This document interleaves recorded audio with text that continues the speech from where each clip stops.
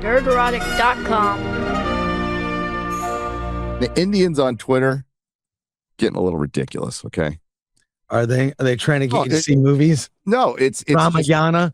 When you get all these fucking horrible takes of like, this is pure cinema from this fucking D+ thing or anything. It's just, you go to the bio and you're like, India or Pakistan or Southeast Asia, and it's every fucking time, which means it's a bot farm, by the way. Okay, here's one. And it's from Latest Thing. It's always from Latest. Yeah, Latest Thing. Yeah. It's got 14,000 likes, 438,000 impressions. And it's this. It's fucking this. I'll bet it's like fake impression. It's from Krish. Engagement. This shot from lanterns. Peak composition. I'll show it to you. Is that peak composition? A reflection? It's not even fucking centered. Okay. Can we talk about that? It's not centered. Okay. So the border of the window, if you want to peak conversation, so you have the head and Aaron Pierre, they're like, this little triangle is your view through. So that's where you would have them lined up perfectly in the middle. So this thing's off center. So it's actually bad composition. It's really bad composition, which could have been accomplished easily by moving the camera and then the actors a little bit. So it's not peak composition for one. And then I go, okay. Yeah, this guy from India who saw lanterns and is going to talk about peak composition. You know, these are the people who like throw up like when Marvel's hits streaming, and they're, you know, this is pure cinema. I don't know what people were talking about. There's that company that what's it called? That you know, you can hire to create fake engagement. I believe it happens everywhere in politics. Oh, absolutely. With issues and with entertainment, it's all. What's that? Is it Floodify? I think I sent you. Yeah, you did. So the reason it's not centered, Chris, is because they're focusing on something. What's the really obvious tell in this? So the guy being shoved up against the window is an alien.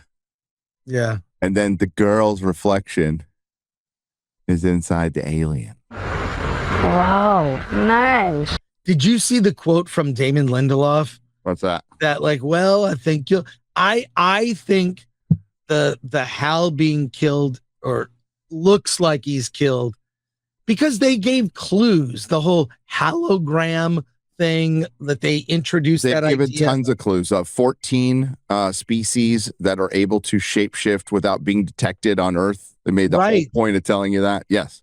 Yeah, like him not having the ring, like just, I feel like David Lindelof said something mysterious where it's like, oh, Hal's not dead. And they did that knowing this would, let me just say this. If it was just a good Lantern show, would people be talking about this show all that much? Would they be talking about it if it was just by doing that at the end and leaving it like Hal's dead in 2026? Is he? I feel like they get more people to talk about it. They get the good and the bad, and at least they get the conversation. So for episode 1, are we going to be talking about this a month from now? I don't know. I don't think he's dead, but I wouldn't be surprised if he's dead at the end. Yeah, that makes sense. Yeah. That actually makes more sense. He's not dead in the first episode. They'll hold it to the last episode. Yeah. I mean, Jon Stewart's going to get the ring. Jon Stewart and Guy Gardner are in Man of Tomorrow. Kyle Chandler is not in Man of Tomorrow. We've also heard this through a Badger video, and we talked about it on Friday. There is buried in an article about the WB Paramount merger. Essentially, James Gunn can't sign on people to big contracts right now during the merger unless that. And now, if they did, Ellison would have to approve it. So the only things they can do without that under the threshold of Ellison's approval are hiring B characters for short-term work. So they can't hire a Batman. They can't get a Wonder Woman, not until the merger's done.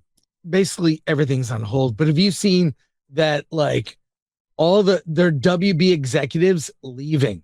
They're leaving, getting other jobs. They're being poached by Netflix and Amazon right now. Oh. It's all the talent. Ellison is going to inherit a mess. Okay. if it even happens. Here's my counterpoint. Let's hear it. Warner Brothers is America's dumbest company. Yes. And if you want to poach their talent, they're probably going, oh, no, we hate to lose you. Here, let me help you take this. You can have the desk. You know, like, yeah. They're a dumb company. Yeah. I would get rid of all the talent. all the managerial talent, at least. Look, there's a lot of gripes you can have with this show, but I'll say this. I don't care what James Gunn does in Man of Tomorrow. Supergirl was god awful, and the honest trailers for Supergirl just dropped.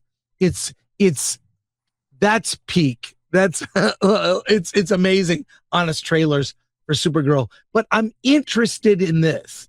I want to see what happens, and I like Aaron Pierre as Jon Stewart. Yeah, he's all right. He's good. I'm going to give it a chance. I don't think it's very good, but I'm going to give it a chance. But it's what I'm saying is I'm sick of gun slop, like I'm just gonna do Guardians again.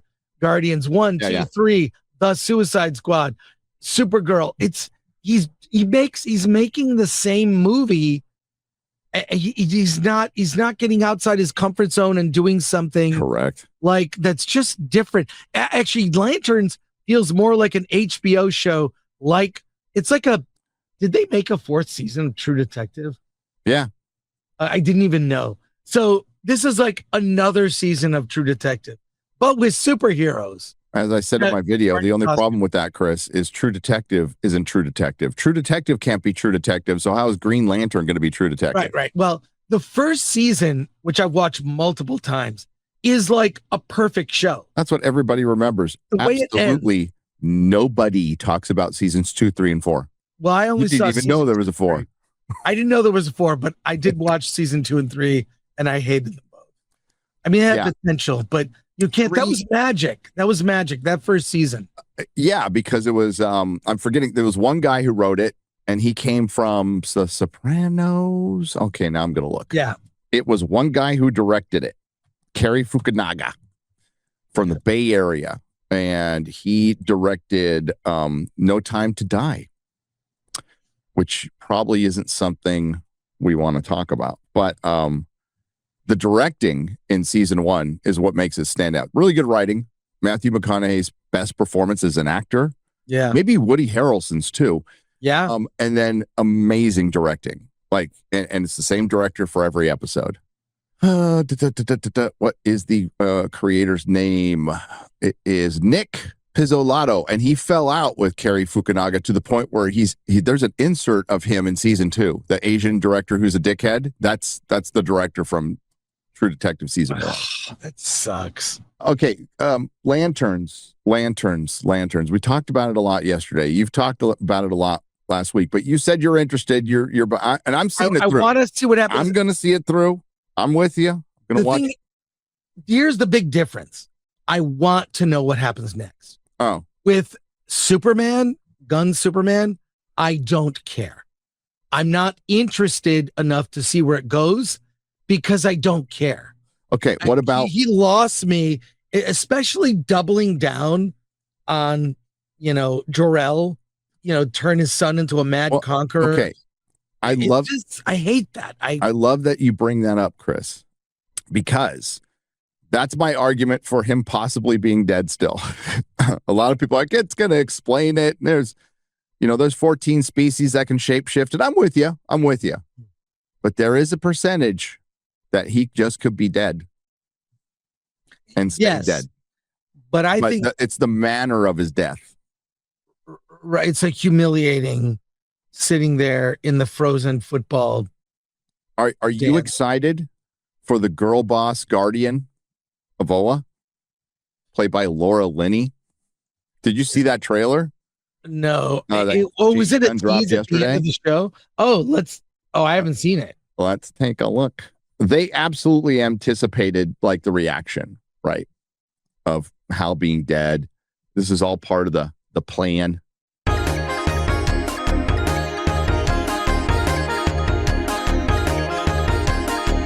Oh man, The one thing that is clear is superheroes. they ain't putting on any costumes.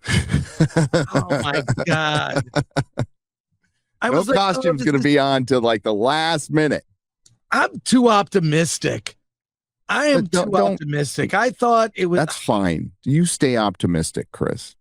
Me and Robert Meyer Burnett. But it looks like Sinestro is going to be like just in jail the whole time. So he'll be like Hannibal Lecter. Hal will go visit him in jail.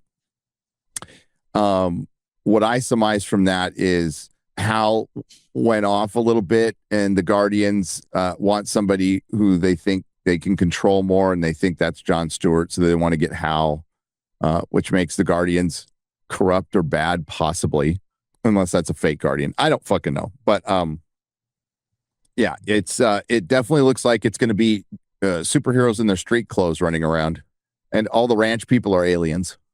And I figured that out when the ranch custodian or what caretaker or whatever he is started talking about colonialism and colonization. Right. It's like nobody in the Midwest would use that word casually in a conversation. They would say conquered or enslaved.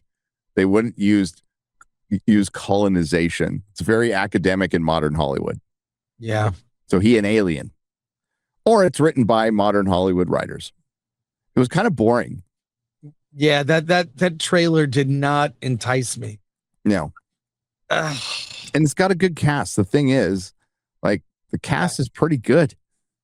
Aaron Pierre is a good. I don't want to hate Jon Stewart, Chris. I don't want to hate Jon Stewart. I like Jon Stewart.